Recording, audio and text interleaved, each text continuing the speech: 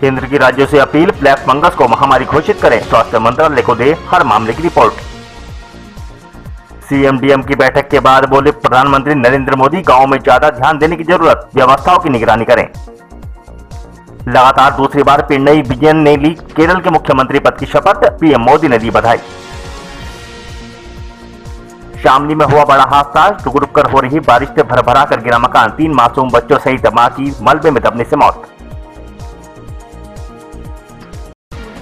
पिनरई विजयन ने लगातार दूसरी बार केरल के मुख्यमंत्री की शपथ ली है। राज्यपाल आरिफ मोहम्मद खान ने सेंट्रल स्टेडियम में आयोजित शादी समारोह में 76 वर्षीय विजयन को पद और गोपनीयता की शपथ दिलाई। विजयन के अलावा राज्यपाल ने 20 मंत्रियों को भी शपथ दिलाई। शपथ समारोह के बाद प्रधानमंत्री नरेंद्र मोदी ने विजयन को ट्वीट कर बधाई दी। उन्होंने कहा, पिनरई विजयन को मुख्यमंत्री पद की शपथ लेने और अपना दूसरा कार्यकाल शुरू करने पर बधाई। समारोह में कोविड-19 के प्रोटोकॉल का पूरी तरह पालन किया गया था। विपक्षी कांग्रेस नीति यूडीएफ के नेता कोविड-19 की वजह से समारोह में शामिल नहीं हुए। केरल उच्च न्यायालय ने बुधवार को सरकार को निर्देशित किया था कि महामारी के मद्देनजर समारोह में सीमित संख्या में लोग भाग लें। एलडीएफ सरकार के शपथ ग्रहण समारोह से पहले अल्पुजा में पिनरई विजयन और मनोनीत मंत्रियों ने 1940 के दौरान हुए कामकाजी वर्ग के पुन्नापरा वायलार आंदोलन के शहीदों को श्रद्धांजलि दी। विजयन सबसे पहले वायलार में स्थित एक स्मारक पर गए और पार्टी कार्यकर्ताओं के नारों के बीच शहीदों को पुष्पांजलि अर्पित की।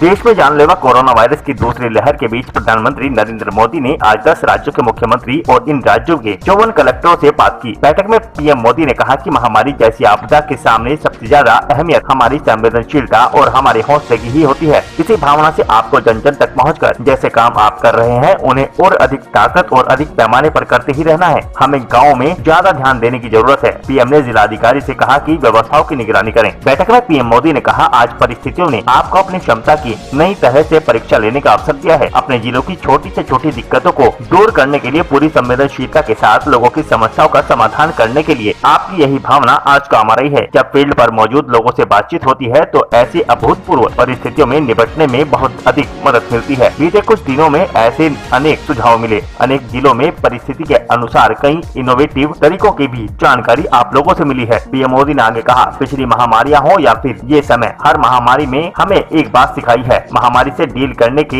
हमारे तौर तरीकों में निरंतर बदलाव, निरंतर इनोवेशन बहुत जरूरी है। ये वायरस म्यूटेशन में स्वरूप बदलने में माहिर है, तो हमारे तरीके और स्ट्रेटेजी भी डायनामिक होने चाहिए।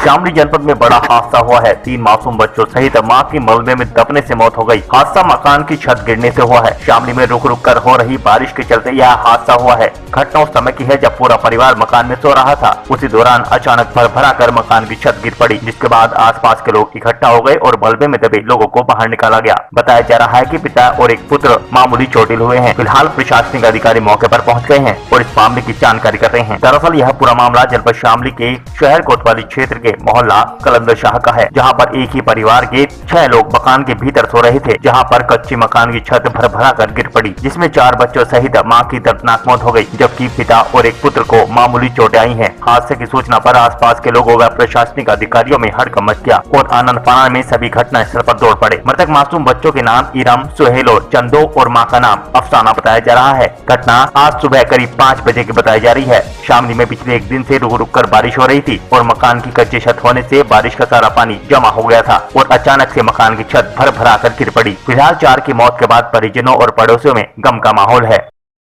देश में कोरोना की दूसरी लहर के बीच ब्लैक फंगस आफत बन गया है। कई राज्यों में इसके मामले सामने आए हैं। इस बीच केंद्रीय स्वास्थ्य मंत्रालय ने राज्यों और केंद्र शासित प्रदेशों से महामारी रोग अधिनियम 1897 के तहत ब्लैक फंगस को महामारी घोषित करने का आग्रह किया है। केंद्र ने महामारी रोग अधिनियम 1897 के तहत ब्लैक फंगस को नोटिफाइड डिजीज श्रेणी में डाला जाए। ये कोरोना मरीजों की मौत का कारण बन रहा है। स्वास्थ्य मंत्रालय के संयुक्त सचिव लव अग्रवाल ने अपनी चिट्ठी में कहा कि हाल के दिनों में कवक संक्रमण के रूप में एक नई चुनौती सामने आई है, जिसका नाम म्यूकोरमाइकोसिस है और कई राज्यों में कोरोना के मरीज इसके प्रभाव में हैं। चिट्ठी में कहा गया कि इस बीमारी के लक्षण वाले और कंफर्म मामलों की जानकारी स्वास्थ्य मंत्रालय को दी जाए। वहीं इसके इलाज के लिए केंद्रीय स्वास्थ्य मंत्रालय और आईसीएमआर की तरफ से जारी गाइडलाइंस का पालन किया जाए। दिल्ली के मुख्यमंत्री अरविंद केजरीवाल ने गुरुवार को कहा कि दिल्ली सरकार के 3 अस्पतालों में ब्लैक फंगस या म्यूकोरमाइकोसिस के इलाज के लिए विशेष केंद्र बनाए जाएंगे। वहीं बिहार के स्वास्थ्य मंत्री मंगल पांडे ने कहा कि बिहार में 50 के आसपास ब्लैक फंगस के मरीज हैं। इसके लिए एम्स पटना में मुख्य रूप से वार्ड बनाया गया है। निजी और सरकारी अस्पतालों में ब्लैक फंगस की दवाइयां भेजी गई हैं।